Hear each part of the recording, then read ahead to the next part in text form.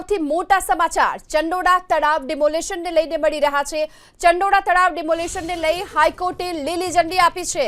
અરજદારોની demolition પર સ્ટેની અરજી હાઈકોર્ટે હાલ તો ફગાવી દીધી છે। ચંડોળા તળાવ વિસ્તારમાં ડિમોલેશનની કામગીરી યથાવત રહેશે। ગેરકાયદેસર વસાહત નેશનલ થ્રેટ હોવાની વાત સરકાર તરફથી રજૂઆત કરવામાં આવી છે અને 18 જેટલા અરજદાર જેમણે તાત્કાલિક સુનાવણીની માંગ કરી હતી અને આ સાથે હાઈકોર્ટ પહોંચ્યા હતા, અરજી કરી હતી।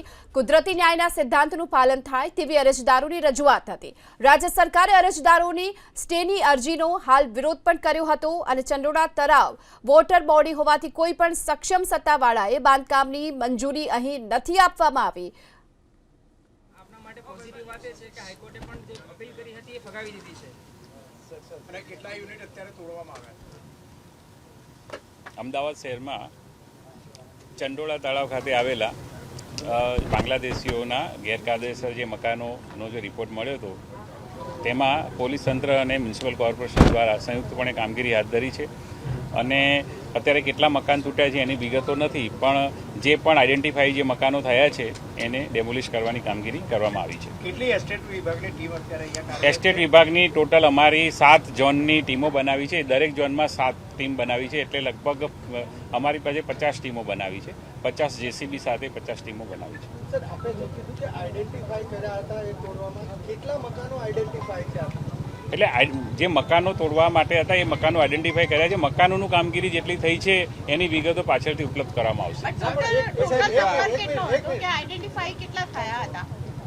અંદાજે લગભગ 1.5 થી 2,000 જેટલા હશે, પણ હજુ જે અમારી પાસે આકલન જ્યારે ફાઇનલ થશે ત્યારે ખ્યાલ આવશે।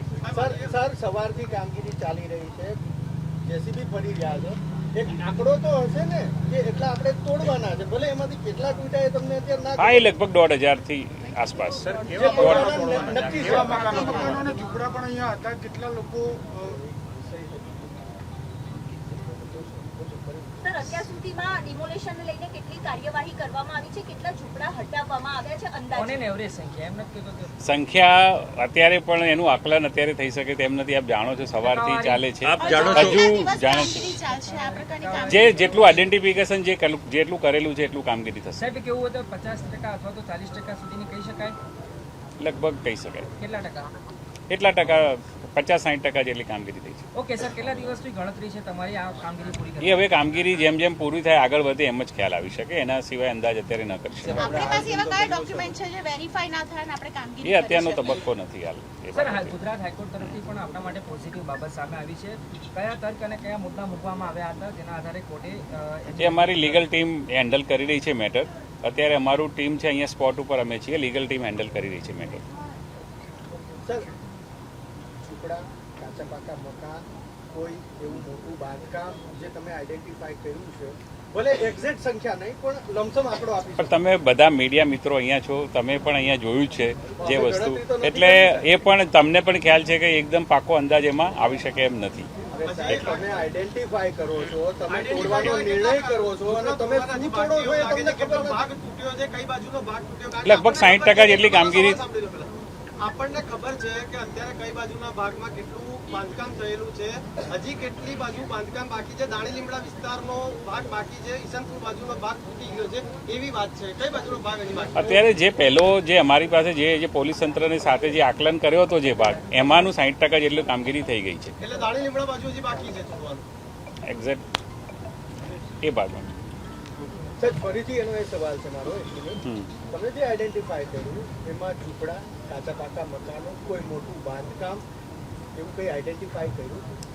અમે મકાનો આઈડેન્ટિફાઈ નથી કર્યા, જે વ્યક્તિઓ જે છે અને એના પ્રમાણે જે આવી ગેરકાયદેસર પ્રવૃત્તિ થતી હોય, પર્ટિક્યુલરલી જે બાંગ્લાદેશીઓને અને બીજી અસામાજિક પ્રવૃત્તિ જે કરતા હતા જે બહારથી એ લોકોનું આઈડેન્ટિફિકેશન થયું છે અને બધી વિગતો એ રીતે જાહેર કરી શકાય એમ ન હોય, એટલા માટે અત્યારે આપણે જે જોયું છે સ્થળ ઉપર કામગીરી, એના આધારે આપ એ કહી શકો। જે કામગીરી પૂરી ન થશે ત્યાં સુધી ચાલશે। ગેરકાયદેસર દબાણો બધા હતા કે ઘણો બધા ગેરકાયદેસર હતા પૂછતા છે. તળાવ જે છે એ વોટર બોડી છે. વોટર બોડીની અંદર કોઈ પણ પ્રકારનું બાંધકામ પરમિશન હોતી જ નથી, તો સર અત્યાર કોઈ પણ સુધી- પ્રકારનું. અત્યાર સુધી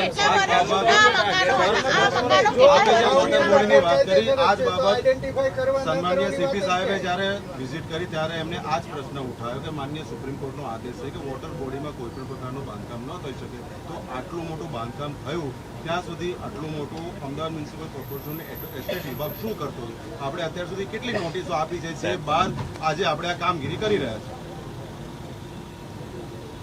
આમાં આપ કામગીરી કરી રહ્યા છે. આ ઘણા વર્ષોના જૂના બાંધકામો અહીંયા હતા, એટલે માણસો રહેતા હતા, આપણે નહોતા કરતા. સુપ્રીમ કોર્ટનો આદેશ આવ્યો કે ભાઈ વોટર બોડીની અંદર હોવા ન જોઈએ, તો એના આદેશના અનુસંધાને આપણે આ કામ કરી રહ્યા છીએ. સુપ્રીમ કોર્ટનો આદેશ સર 1-2 દિવસનો નથી, લાંબા સમયગાળાનો છે. આ બાંધકામ એવું છે દેખીતું આયોજનપૂર્વક રોજે 50-50 ટ્રેક્ટર ઠાલવીને પુરાણ કરવામાં આવ્યું છે તળાવમાં. ત્યાં સુધી આપણું ડિપાર્ટમેન્ટ શું કરતું? પહેલાં તો હું તમને કહી દઉં કે આ જે બાંધકામ છે એ ઇલીગલ બાંધકામને તોડવાનું ને એવી કામગીરી નથી. એમ તો ઘણા બધા તળાવમાં આજે પણ છે જ, એટલે એવું નથી કે આપણે આ ગેરકાયદેસર બાંધકામ તોડવાનું કામ કરી રહ્યા છીએ. આ પોલીસ વિભાગ તરફથી જે માહિતી મળેલી છે એને ધ્યાનમાં રાખીને કરવામાં આવેલી કાર્યવાહી છે.